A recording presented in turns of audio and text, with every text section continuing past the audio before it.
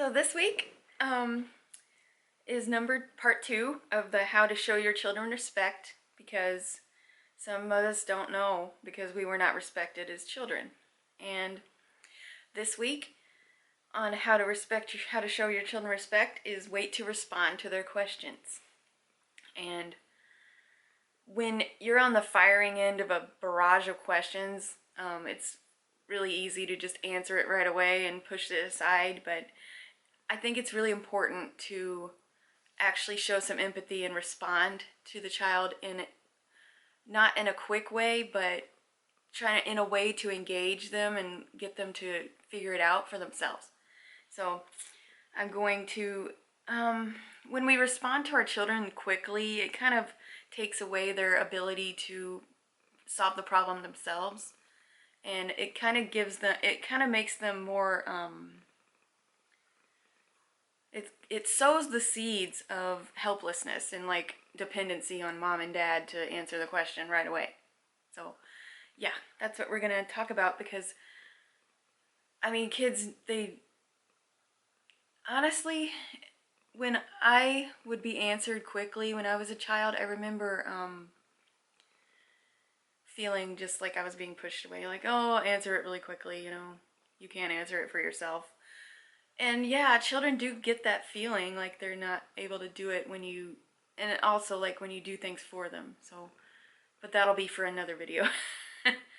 But yeah, doing things for them that that they can do themselves. But anyway, that's for another video. This one is for responding to your children. So,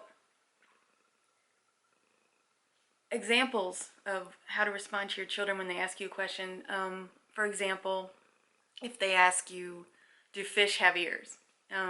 Instead of saying no right away, you can say, well, that's an interesting question. What do you think?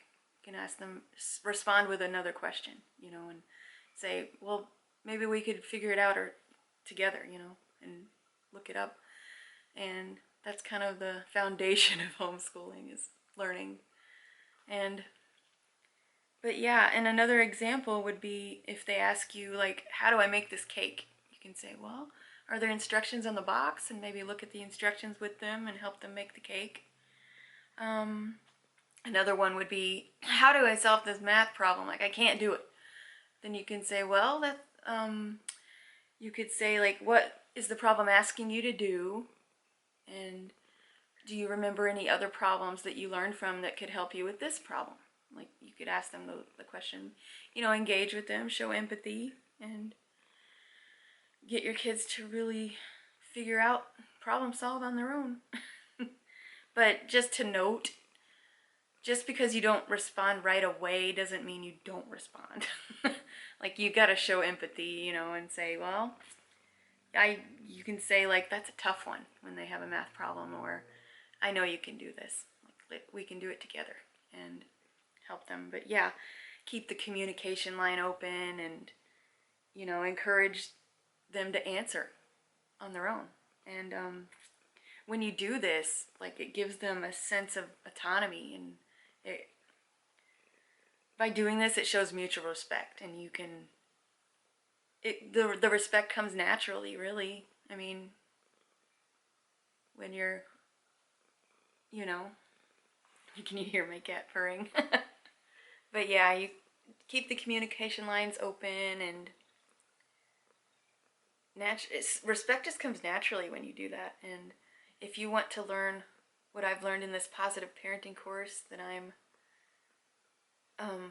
sharing knowledge from, it really did bring peace to my family, and it's just made it so much easier to show my children respect and to gain respect in return. So if you want to learn more about that, there's a link in the description for a free webinar course for this positive parenting course. And that's about it until next week. Next week is part 3, and that is how let your children own their own body.